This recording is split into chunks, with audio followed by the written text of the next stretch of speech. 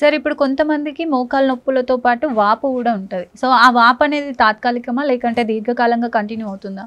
నిజంగా చాలా మంచి ప్రశ్న వేశారు యాక్చువల్గా. అంటే వాపు ఎందుకు వస్తుందో ఫస్ట్ మనం తెలుసుకుందాం. వాపు 2 రకాల వాపులు ఉంటుండొచ్చు. ఒకటి జాయింట్ లోపల, అంటే కొలోకియల్ లాంగ్వేజ్లో మాట్లాడుతున్నాను, మెడికల్ లాంగ్వేజ్లో మాట్లాడట్లేదు. జాయింట్ లోపల నీరు ఎక్కువగా చేరడం వల్ల, అంటే సైనోవియల్ ఫ్లూయిడ్ ఎక్కువగా చేరడం వల్ల వాపు రావచ్చు. లేదా ఆ సైనోవియల్ ఫ్లూయిడ్ని ఉత్పత్తి చేసే కణజాలం, మెంబ్రెయిన్, సైనోవియల్ మెంబ్రెయిన్ అది ఎక్కువగా పెరిగిపోవడం వల్ల అనేది వాపు అనేది రావచ్చు. దీంట్లో రెండిటికి గల కారణాలు ఏమిటంటే, జాయింట్ అనేది రెగ్యులర్గా మూమెంట్ అవుతూ ఉంటుంది. మూమెంట్ ఎప్పుడు స్మూత్గా అవుతుందంటే కార్టిలేజ్ అనేది చాలా స్మూత్గా ఉంటాయి. కార్టిలేజ్ స్మూత్గా ఉండడానికి కావాల్సిన లిక్విడ్ సైనోవియల్ ఫ్లూయిడ్ అనమాట. ఈ సైనోవియల్ ఫ్లూయిడ్ కానీ ఉత్పత్తి అయినప్పుడు జాయింట్కి సరిపోయేంత లూబ్రికేషన్ లేనప్పుడు ఈ సైనోవియల్ మెంబ్రెయిన్ ఏం చేస్తుందంటే ఎక్కువగా ఆయిల్ ఉత్పత్తి చేస్తుంది. ఎక్కువగా ఆయిల్ ఉత్పత్తి చేసినప్పటికి కూడా సరిపోకపోతే ఇంకా ఎక్కువగా ఉత్పత్తి చేస్తుంది. అప్పుడు ఏమవుతుందంటే ఆ కాల్ అనేది వాచిపోతుంది.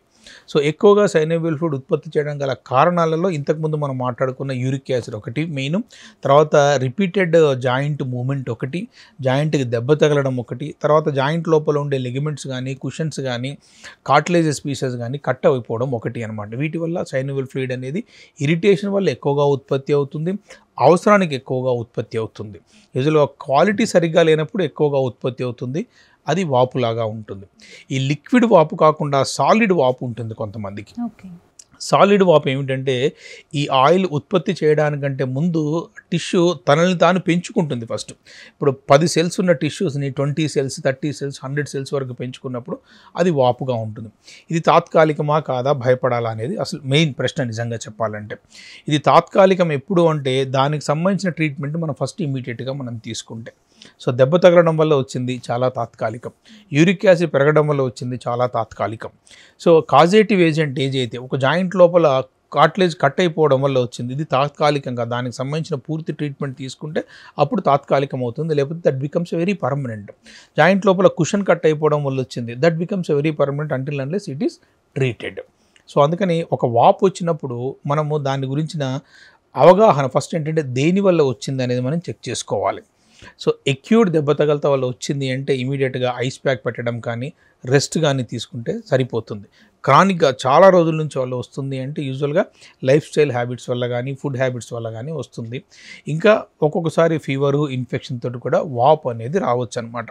ఇక్కడ అలార్మింగ్ పాయింట్స్ ఏమిటంటే మనకు తెలిసిన ట్రీట్మెంట్ తీసుకున్న తర్వాత కూడా వాపు తగ్గకపోతే డాక్టర్ గారిని సంప్రదించాలి. లేదా ఆ కాలు అనూహ్యంగా వాచిపోతున్నా కానీ, లేదా అక్కడ బాగా రెడ్నెస్ డెవలప్ అయిపోయి పెయిన్ భరించలేని స్థాయిలో ఉన్నా కానీ అక్కడ డాక్టర్ గారిని సంప్రదించడం చాలా ఇంపార్టెంట్.